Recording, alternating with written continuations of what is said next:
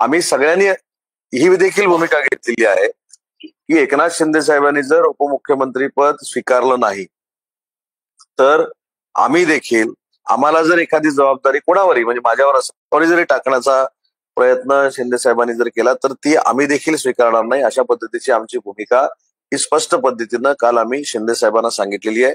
त्याच्यामुळं प्रसार माध्यमातनं ज्या काही गोष्टी प्रश्नचिन्हाने येत आहेत की हा होणार आहे का, तो होणार आहे का, तो होणार आहे का, आमची पूर्ण खात्री आहे की या सरकारमध्ये आमचे नेते एकनाथ शिंदे साहेब उपमुख्यमंत्री पद स्वीकारतील आणि महाराष्ट्राच्या जनतेसाठी आणलेल्या ज्या योजना आहेत त्याची अंमलबजावणी कायमस्वरूपी करण्यासाठी ते स्वतः देवेंद्रजींना सहकार्य करतील.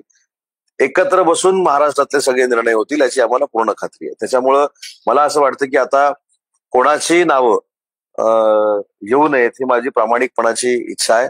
कारण आमच्या कोणाच्याही मनात असा उद्देश नाही की या खुर्चीवर कुणीतरी जाऊन बसावं. हे आम्हाला आता जाहीरपणानं खुलासा करावा लागणं हे देखील आमचं दुर्दैव आहे. कारण आम्ही नेता म्हणून एकनाथ शिंदे साहेबांनाच मानतो.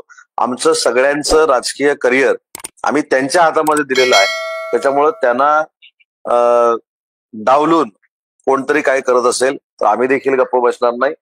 एकनाथ शिंदे साहेबांनी उपमुख्यमंत्री व्हावं ही आमची कायमस्वरूपीची भूमिका आहे. राष्ट्रवादीने जी पत्रिका छापली स्वतःची पक्षाची त्याच्यात एकनाथ शिंदेचं नाव